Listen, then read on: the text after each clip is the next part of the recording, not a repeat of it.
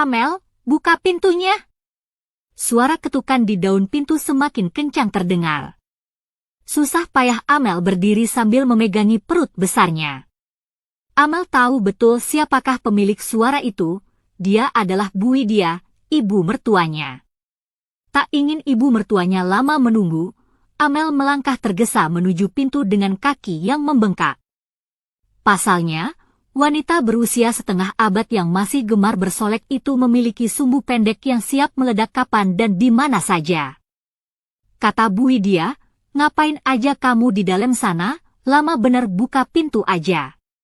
Suara bentakan itu meringsak masuk bersamaan dengan pintu yang terbuka. Kata Bu Widya, enak banget kamu ya. Anakku kerja banting tulang sampai merantau jauh meninggalkan keluarganya, kamunya malah males-malesan. Bu Widya berjalan angkuh setelah melepaskan bentakan demi bentakan menuju sofa ruang tamu. Amel menghela napas lalu tersenyum, berusaha sekuat tenaga melapangkan hatinya. Walau tak dipungkiri ia ingin sekali menangis setiap berhadapan dengan makhluk Tuhan yang satu ini. Sebenarnya Amel tak berniat bermalas-malasan seperti yang dituduhkan ibu mertuanya. Di usia kehamilannya yang ke-38 minggu, ia merasakan sakit hampir di seluruh badannya. Belum lagi perutnya yang beberapa kali berkontraksi. Persalinannya sepertinya akan berlangsung tak lama lagi. Kata mertuanya, buatin minumnya 3 gelas ya.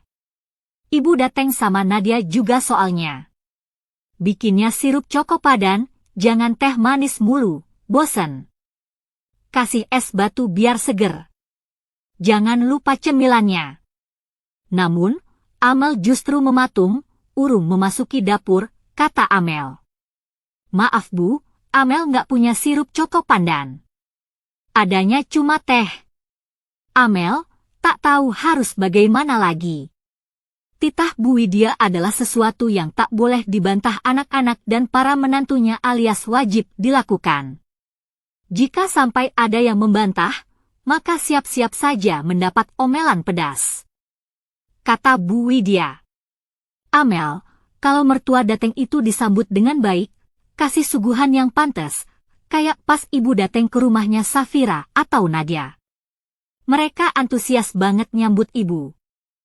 Kasih minuman enak, makanan yang mereka miliki dikeluarkan semua demi menyenangkan hati ibu. Kamu tiru mereka berdua. Tak jauh dari sini kan ada minimarket, kamu beli aja di sana. Gitu aja masa harus diajarin sih, kata Bu Widya. Udah sayang parkir mobilnya. Bu Widya yang awalnya bermuka masam, mendadak tersenyum cerah saat menyambut Nadia. Amel hanya memperhatikan dalam diam. Kata Nadia, sudah, Bu. Kata Bu Widya. Sini duduk di samping ibu, sayang.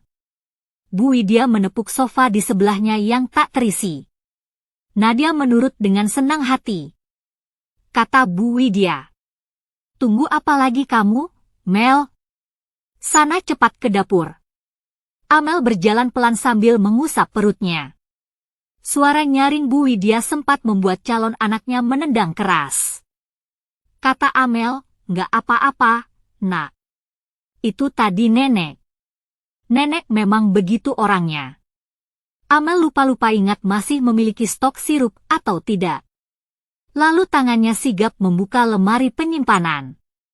Tak lama kemudian, ia menepuk keningnya pelan. Lupa. Mbak Warni, tetangga sebelah, meminjam sirup itu beberapa hari lalu saat kerabat jauhnya datang dari kampung dan belum menggantinya hingga saat ini. Ia melangkah hati-hati melewati pintu belakang, mencoba mendatangi Mbak Warni. Beberapa kali ia berucap salam, lalu memanggil tetangganya. Tapi, nihil. Tak ada jawaban. Kata Amel. Gimana ini, Nak? Amel mulai bingung. Untuk pergi ke minimarket rasanya tak mungkin. Kakinya bengkak, tak sanggup bila ia harus menempuh perjalanan sekitar setengah kilometer. Ia berusaha memanggil Mbak Warni beberapa kali lagi. Namun, tetap tak ada yang menyahuti. Setelah menimbang-nimbang, akhirnya Amel memutuskan kembali ke rumah. Kata Bu Widya. Apa salah Ardan hingga dia harus menikahi perempuan tak becus sepertimu? Kata Amel. Maaf, Bu. Kondisi badan Amel sedang tak memungkinkan. Kata Bu Widya. Surga suamimu itu ada pada kaki ibu. Apa susahnya kamu nyenengin ibu? Kamu itu terlalu manja. Mentang-mentang pernah jadi anak orang kaya. Jalan itu baik buat ibu hamil menjelang persalinan seperti kamu, Mel. Kata Nadia. Sudah, Bu. Ibu jangan terlalu berekspektasi tinggi pada dia. Ujung-ujungnya ibu selalu kecewa. Lebih baik, ibu fokus pada tujuan ibu datang ke sini. Kata Bu Widya. Kamu benar, Nadia. Sekarang berikan hak ibu. Ardan sudah 3 bulan gak bisa dihubungi.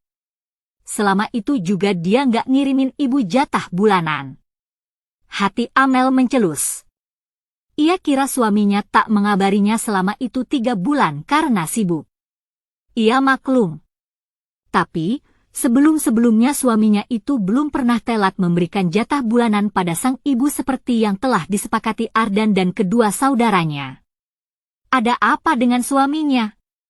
Semoga tak ada hal buruk yang menimpa. Kata Amel, jadi, Mas Ardan tak menghubungi ibu juga? Kata Safira. Sudahlah, Amel. Kamu gak perlu bersandiwara. Mas Ardan gak mungkin berbuat seperti itu. Kecuali kamu menghasutnya. Kata Amel. Mas Ardan juga gak ngirim apapun, Bu, selama 3 bulan terakhir, kata Nadia, gak usah bohong, Mel. Ibu bakal gak suka kalau kamu bohong terus ketahuan. Kata Amel, bohong apa, Bak? Aku gak bohong. Kata Safira, kita geledah aja, Bu. Kalau gitu. Kalau sampai kita menemukan uang dengan jumlah besar yang dikirim Mas Ardan, berarti Amel ini tukang bohong, Bu. Kata Safira. Ketemu, Bu. Ini ada buku tabungan Amel dan kartu ATM. Safira berjalan cepat keluar kamar sambil membawa buku dan kartu itu. Kata Amel, jangan, Fir. Itu kiriman Mas Ardan beberapa bulan lalu untuk persiapan kelahiran. Perut Amel kian terasa nyeri. Safira segera memberikan buku dan kartu itu pada Bu Widya. Kata Bu Widya, banyak sekali ternyata yang dikirimkan Ardan kepadamu, Mel. Kata Bu Widya, jangan Bu. Itu buat persiapan kelahiran. Kata Bu Widya, jadi yang dikatakan Safira selama ini ternyata benar. Kamu menghasut Ardan supaya memberimu uang lebih banyak daripada ibu, Amel nggak begitu. Amel menggigit bibir bawahnya, menahan sakit. Uang ini, ibu sita. Ibu nggak nyangka kalau kamu ternyata perempuan nggak tahu diuntung. Sekarang kamu angkat kaki dari rumah ini. Kata Amel, jangan, Bu. Jangan usir Amel. Bangunan ini didirikan dari hasil menjual sawah warisan almarhumah Ibu Amel, Bu. Amel juga berhak tinggal di sini. Kata Bu Widya, tapi rumah ini dibangun di atas tanah milik almarhum bapaknya Ardan. Sekarang kamu pergi. Ibu nggak sudi punya mantu jahat kayak kamu. Pergi kamu. Ibu akan menyadarkan Ardan atas sifat burukmu selepas dia pulang dari perantauan. Tangan Amel ditarik cukup kencang keluar dari rumah berukuran lumayan besar yang terdiri dari 1 lantai. Amel tersungkur.